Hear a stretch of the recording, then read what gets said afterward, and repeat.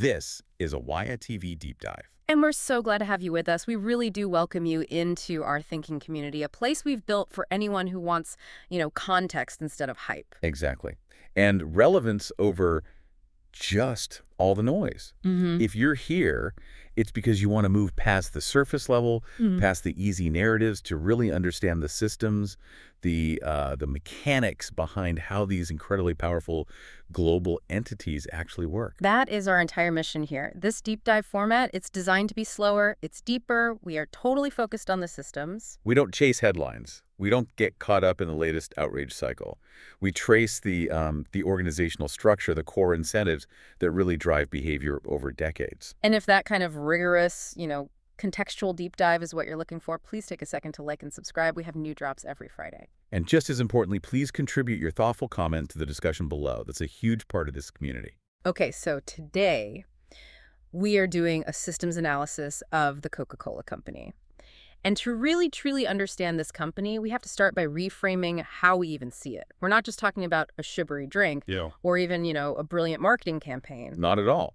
We are looking at this company as one of the most successful, most durable, and I would argue most resilient global systems that has ever been built. I mean, think about the sheer longevity of it. It's incredible. This system has survived multiple world wars. It's endured massive internal changes to its core formula, some on purpose, some not so much. Right. And it's weathered, nearly 140 years of economic crises. Its durability is it's extraordinary, and it's fundamentally tied to a very specific set of financial incentives. And this unique organizational structure, it's a distributed model that is designed from the ground up to push risk outward. So our mission today is to build that context for you.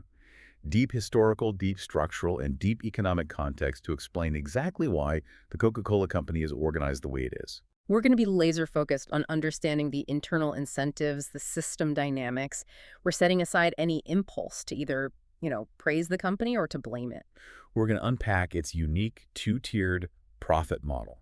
We'll trace its strategic global expansion, and then we'll look really closely at the severe pressures it's facing right now. Things like plastic pollution, contested labor rights, global health regulation, all these challenges that are really testing the limits of that decentralized architecture. Okay, so let's unpack this system. Because I think what most people visualize, that red can, the fizzy drink, is actually just the finished product of a strategically segregated, massive global operation. That right there is the critical point, and it's the foundation of the company's entire success.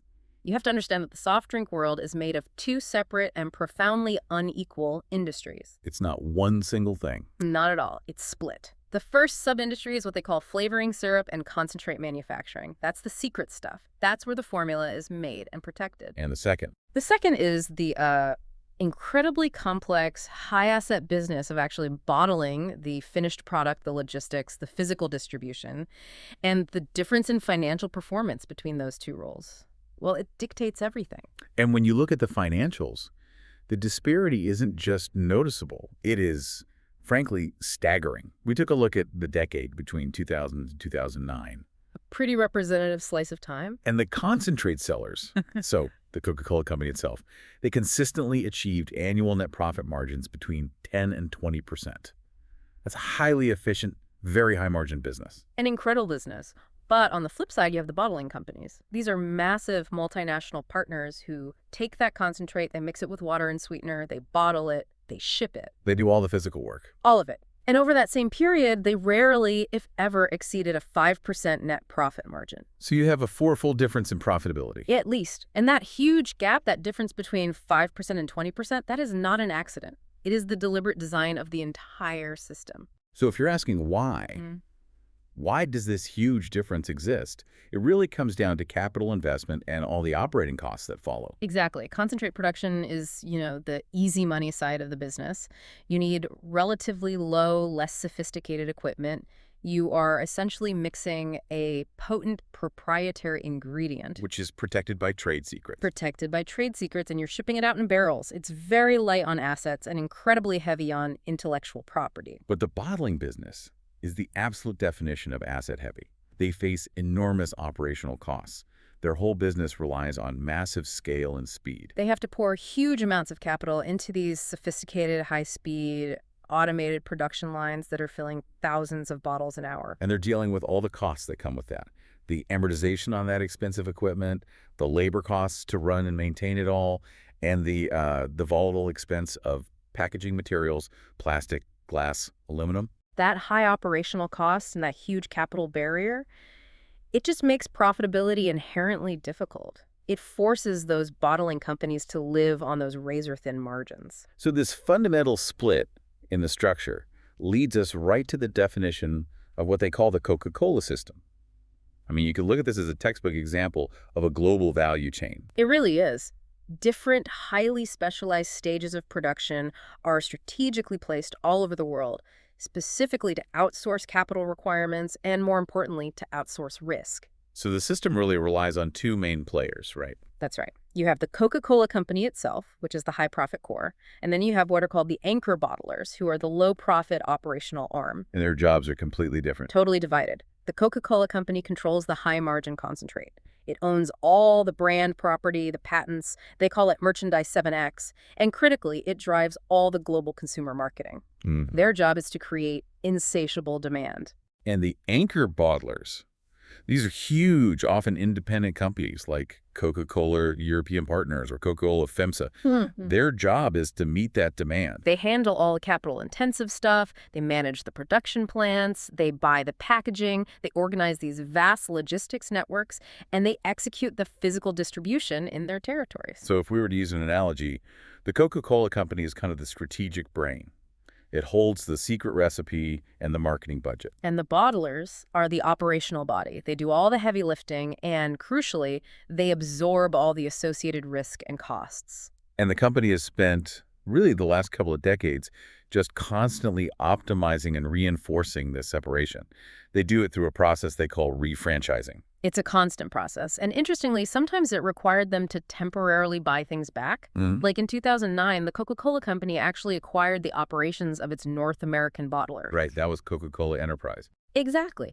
They formed a new subsidiary called Coca-Cola Refreshment, and that was a move to, get in there and strengthen performance in a huge market where the bottling efficiency had started to lag. But that was always meant to be a temporary move. Completely temporary. The long-term core strategy was always to get back to that low-asset model. So they systematically aimed to refranchise 100% of that North American system by 2017. So they basically went in, cleaned house, strengthened their control over performance standards, and then sold those high-cost, asset-heavy bottling functions right back to independent partners.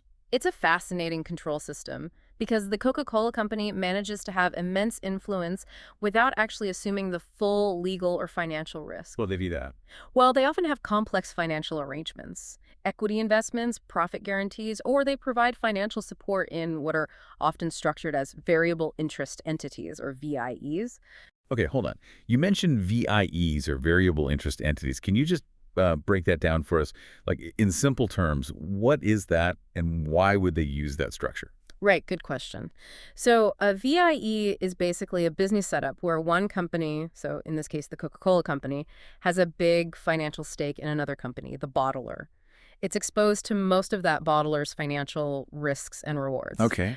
But, and this is the crucial part, it doesn't necessarily have formal day-to-day control or the power to direct the activities that most impact that bottler's economic performance. So the Coca-Cola Company benefits financially when the bottler does well, and it can exert pressure through contracts and supply agreements. But the formal legal separation helps insulate the central brand from all the high capital costs and, as we're going to talk about later, some potentially serious legal liabilities, things like labor disputes or environmental issues. It's a structured separation. It is designed from the ground up to maximize global reach while minimizing the risk on the central company's balance sheet. And all of this sophisticated architecture, it's all built on that one single core product. The entire system is based on the idea of the secret formula, Merchandise 7X. And the brand's power, really, it rests less on the actual ingredients in the recipe and more on the perception of absolute global consistency. And that formula has a bit of a colorful past, doesn't it? We should probably touch on the early regulatory fights. Oh, absolutely. Even after the infamous ingredient was removed early on, they faced all sorts of legal conflicts. There were huge battles over caffeine content, which was seen as a major regulatory hurdle in its early days. But through all of that, The leadership, especially figures like Robert Woodruff, they maintained this incredibly rigid mandate of global consistency. He saw it as absolutely critical to building the brand's identity. Woodruff famously and repeatedly refused recommendations to modify the flavor for different countries or regional tastes. And why was that? Because he believed that a single, universal formula provided this unmatched appeal. It made the brand a symbol of stability, of reliability, of tradition that went beyond local borders. So the promise was, no matter where you are in the world, a Coke is a Coke. Exactly. That emotional assurance of continuity, of sameness, that became a massive part of its intellectual property. So this relentless drive for global reach and rigid consistency, that really defined the company's expansion, especially when it ran headlong into geopolitics. Right. We're talking specifically about World War II. It didn't just transform the company, it forced it into a state of hyperscale and strategic innovation. I mean, World War II presented an immediate existential crisis for the company, didn't it? Yeah. Non-essential products were the first to face quotas, especially with sugar rationing coming back. That had been a huge problem in World War I, and now it was back. So management had to make this dramatic pivot.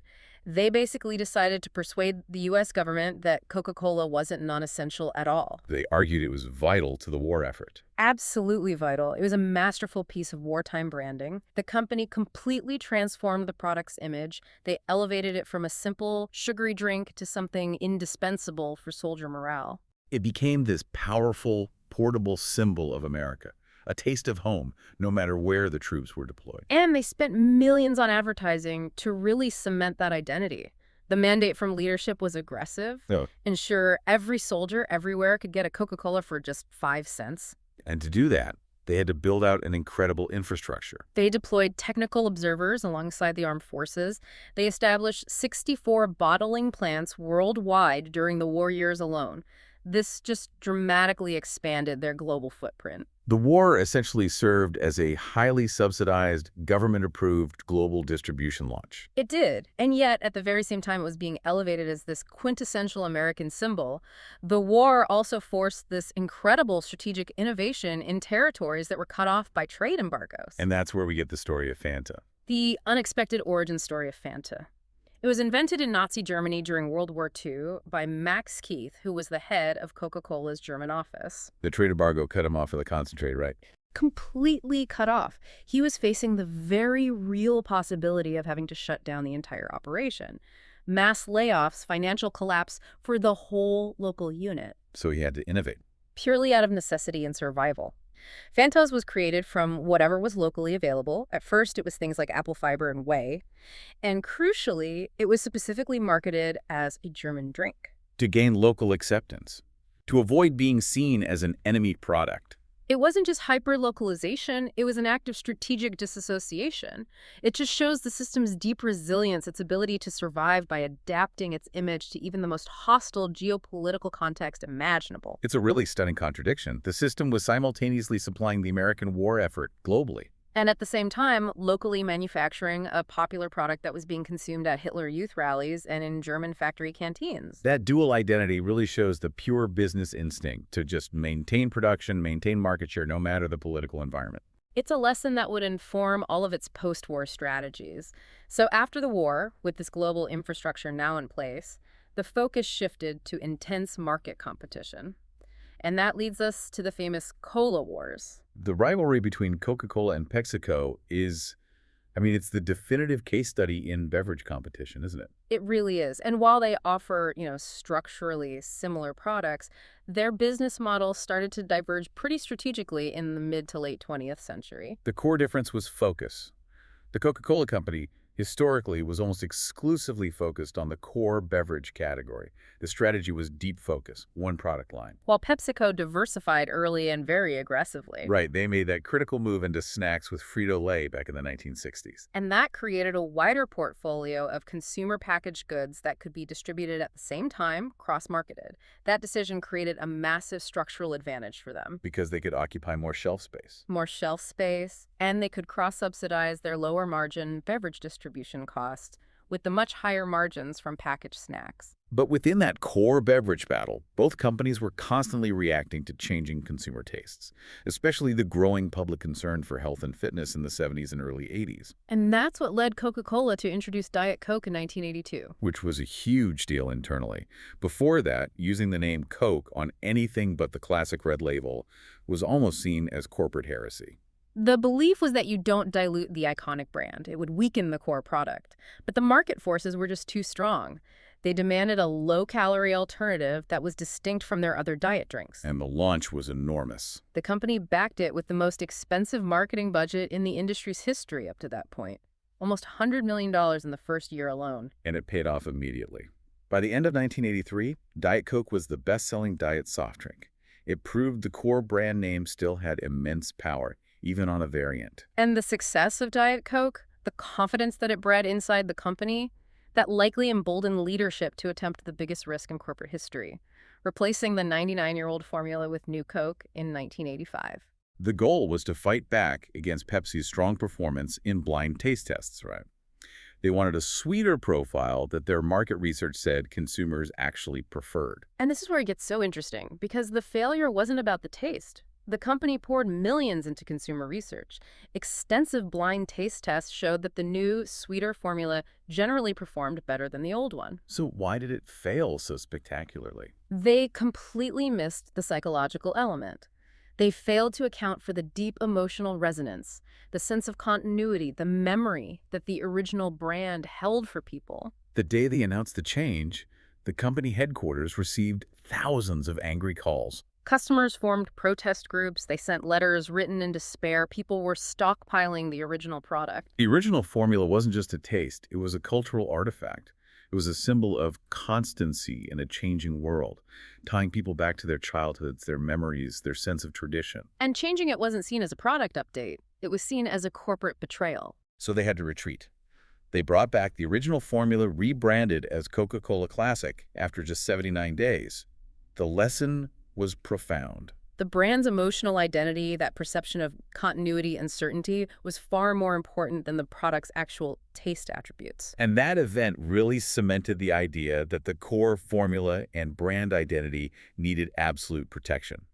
So the growth strategy shifted. It moved away from tampering with the icon. And focused instead on portfolio diversification, the drive to become a total beverage company. Which meant relentless growth through massive strategic acquisitions to fill every possible niche. We see Minute Maid added back in the 60s, then key local brands like Thumbs Up in India to gain market access where a local cola was preferred. And then the big move into energy drinks. They acquired a stake in Monster Beverage for over $2 billion in 2014. Securing a strategic partnership for distribution in that booming sector. And the buying spree didn't even stop at beverages. No, in 2018, they acquired Costa Coffee. Which made the Coca-Cola Company the owner of the second largest coffee house chain in the world.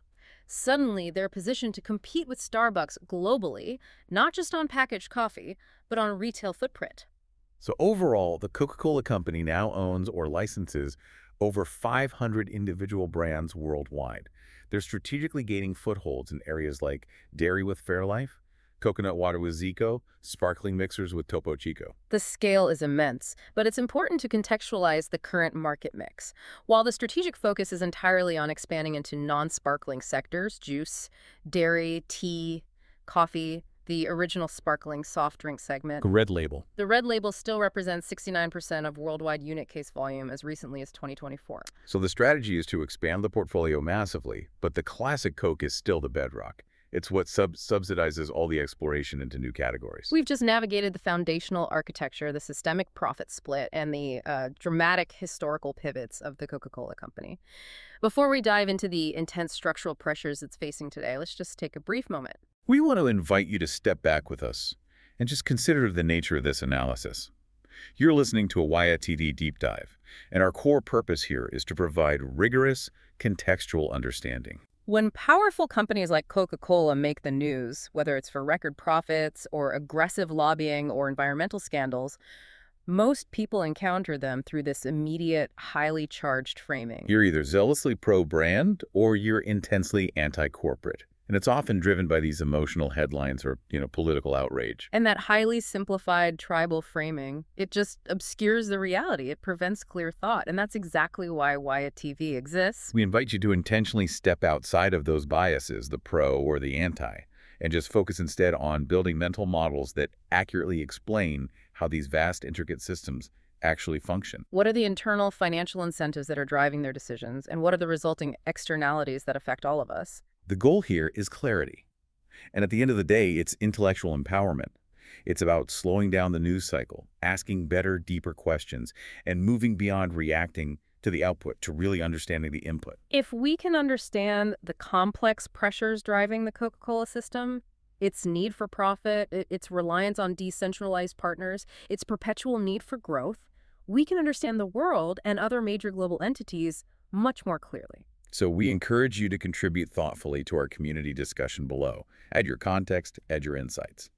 Now, let's get back into the contemporary challenges that are testing the durability of this global system. When we talk about durability in the 21st century, the greatest structural threat isn't competition from Pepsi, it's health risks and the regulatory landscape that those risks create. The Coca-Cola Company itself identifies obesity and other health-related concerns as core business risks in its own corporate reports. And this is a major challenge because of the history of consumption. I mean, through the 20th century, carbonated soft drinks were at one point the single most consumed food in the U.S. diet. They provided an estimated 7% of all calories. That is a staggering number.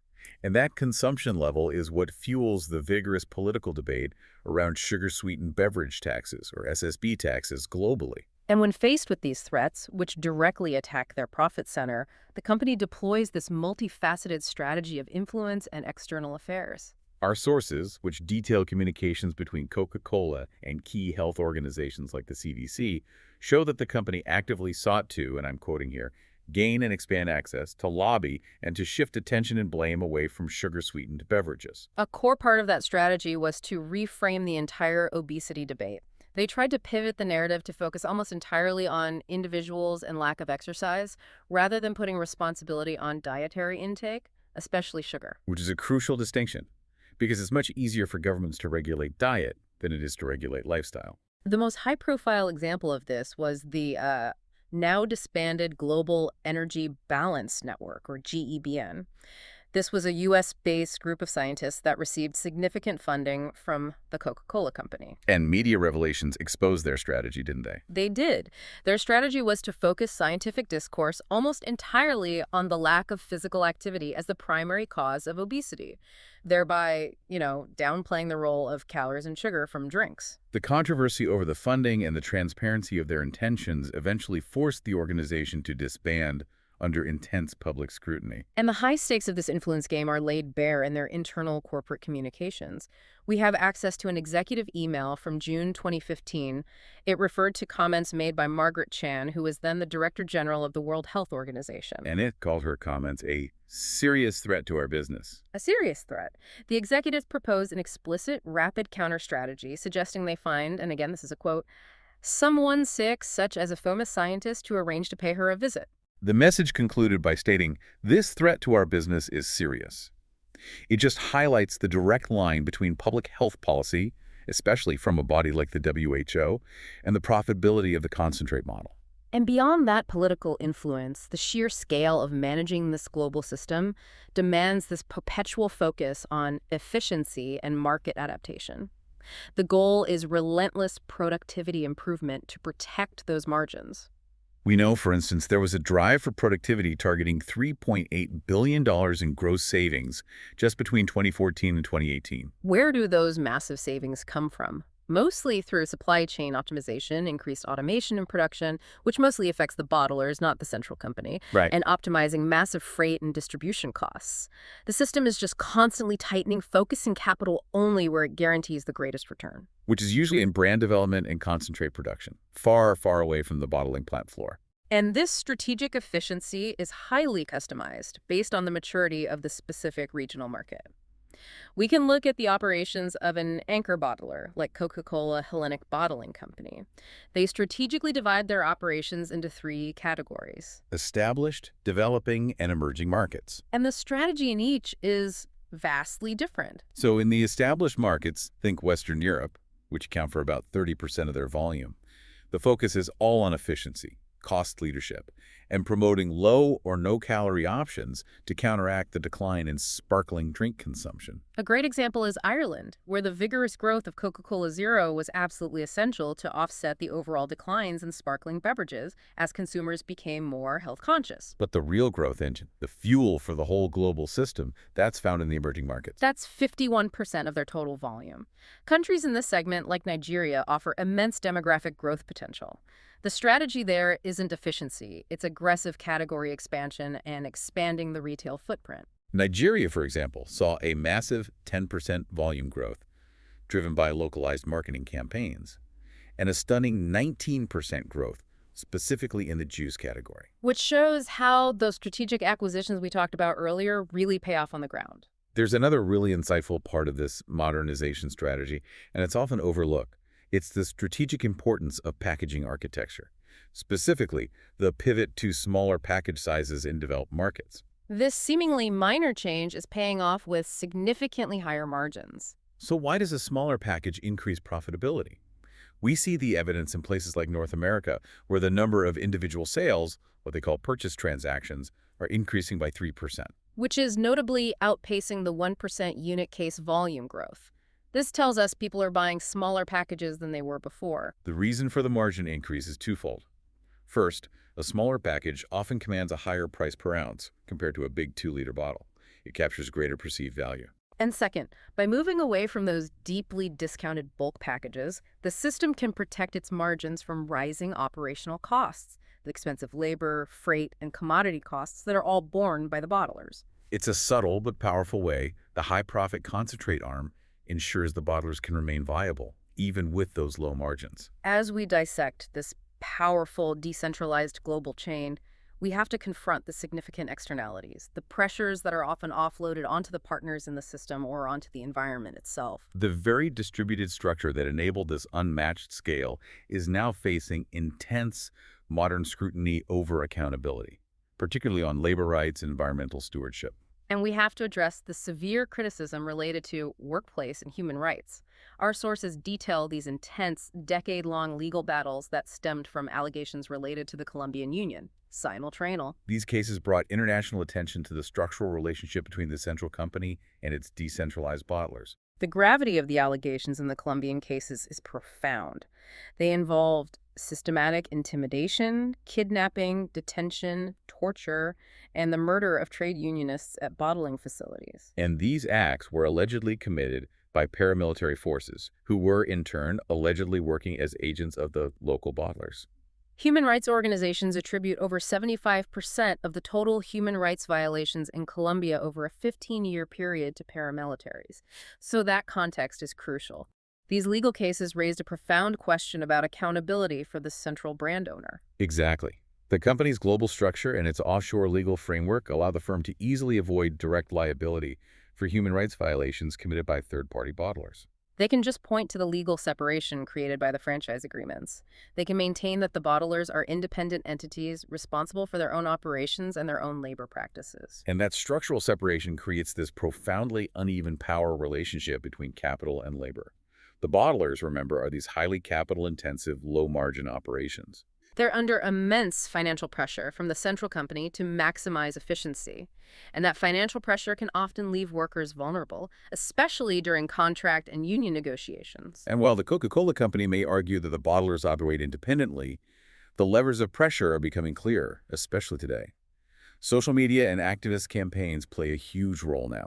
They push the central brand owner toward greater accountability and transparency. They disseminate information about human rights violations, and they tie them directly back to that famous red label. So moving from people to the planet, the other major contemporary challenge is what we can call the plastics paradox, the enormous environmental impact of single-use packaging. And the stark fact is that the Coca-Cola Company was cited as the top global plastic polluter in the 2023 brand audit, which was conducted by the Break Free from Plastic movement. This makes the company a lightning rod for environmental scrutiny. In response, the company has set these ambitious corporate sustainability goals. They're targeting 100% recyclable packaging by 2025. and aiming to collect and recycle a bottle or can for everyone sold by 2030, while also increasing the use of recycled PET content, or RPE. But critics argue these initiatives often prioritize what's called a recycling economy over a true circular economy. We should really clarify that distinction for you because it's absolutely critical here. Right. In a recycling economy, the focus is simply on collecting used plastic and turning it into something else. The company reported that 17% of the PT it used globally in 2023 was recycled content. But even with high collection rates, critics point out that only about half of that RPT supply actually goes back into making new food-grade bottles. The rest of it gets downcycled. And when plastic is downcycled, it's used for non-packaging things like fashion textiles, carpeting, or food trays. This is technically recycling, but it means the company still has to produce new virgin plastic to make the majority of its bottles. So the process can, ironically, sometimes just increase the total amount of plastic produced and discarded globally because that recycled material is no longer available to close the loop on beverage packaging. A circular economy, on the other hand, emphasizes true reusability. The best solution for reusability and reducing waste, according to our sources, is investing in refillable systems. The durability numbers here are really impressive.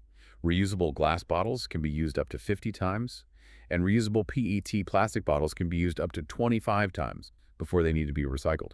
This dramatically cuts down on the need for virgin plastic production, and it cuts down on local waste management costs. But despite the known benefits of refillables, their use conflicts directly with the system's primary drive for global, efficient scale through standardized, single-use packaging.